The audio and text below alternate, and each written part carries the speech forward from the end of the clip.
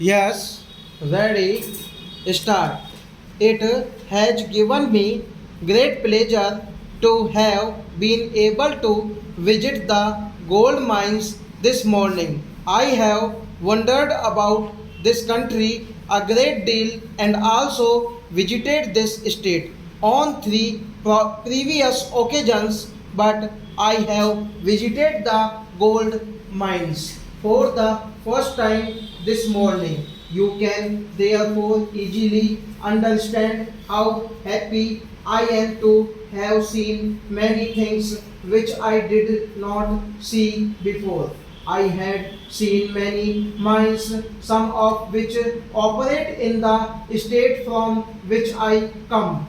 There I had seen coal mines, copper mines, iron mines, mica mines, but I had not seen a gold mine because it does not exist elsewhere. So it was a matter of real pleasure that I came here and saw the working of the gold mines in your area. In this country, nature has endowed us with a great deal of wealth which is hidden in the bowels of the earth.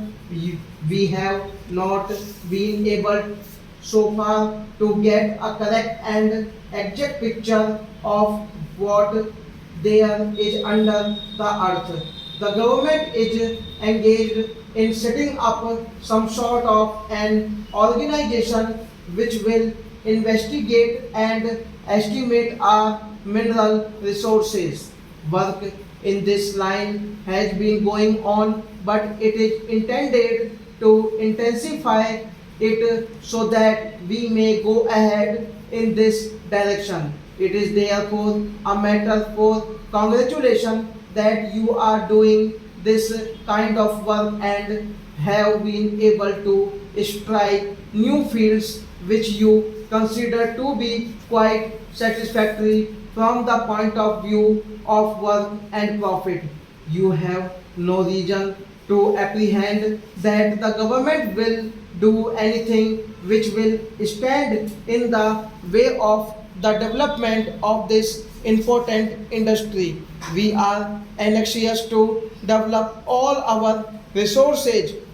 It takes a little time for all governments to make up their minds, and especially when they have not all the necessary knowledge and information to enable them to form a correct decision on points. I understand a committee has been appointed which is going to look into all the aspects of this question so far as these mines are concerned, and I hope the recommendations of the committee will be such as will help further progress and development of these industries. It is in the interest of the government, it is in the interest of the workers, it is in the interest of the companies so far.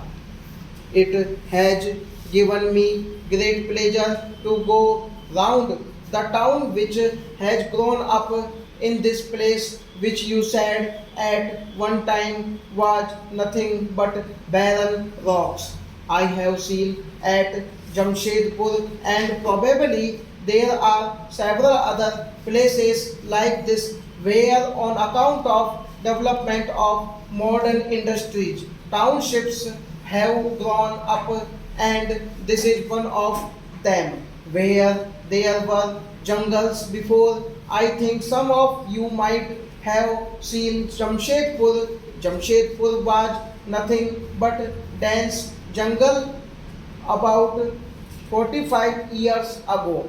It was then very largely inhabited by wild elephants in the same place. We have today the biggest city in the province and the biggest steel factory in Asia. It often happens that when one industry grows up in a particular place, other subsidiary industry grow up along with it. From the experience of Jamshedpur, I can say that you can also look forward to the development of other subsidiary industries in your area.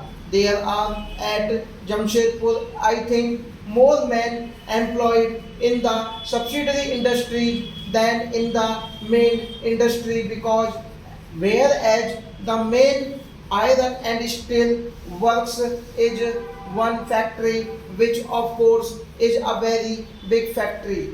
There are large numbers of other industries round about the main factory, and they all employ large numbers of workers. Our village folk, although simple and mostly uneducated, were able to pick up the technical work. I believe that has been your experience also. A considerable proportion of the labor population here comes from the Madras Presidency and other local areas. The fact that the ordinary people are taking to modern industries gives us hope that our industries will prosper. For once the problem of trained technicians is overcome, the problem of finding, organizing and directing skill will not present much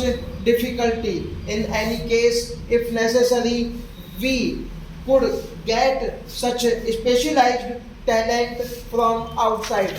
We are anxious for the growth of all industries. I am sure you also realize that for the growth of industries, it is necessary that our labor is connected and it feels secure. If that it borne in mind, I am sure with your experience and skill, you have no reason to fear that this industry would close down for want of support, or that this place once again be inhabited by lizards and jackals. I am sure, good willing, it will continue to prosper. I thank you all for the kindness shown to me and for taking me round and showing all the places. I am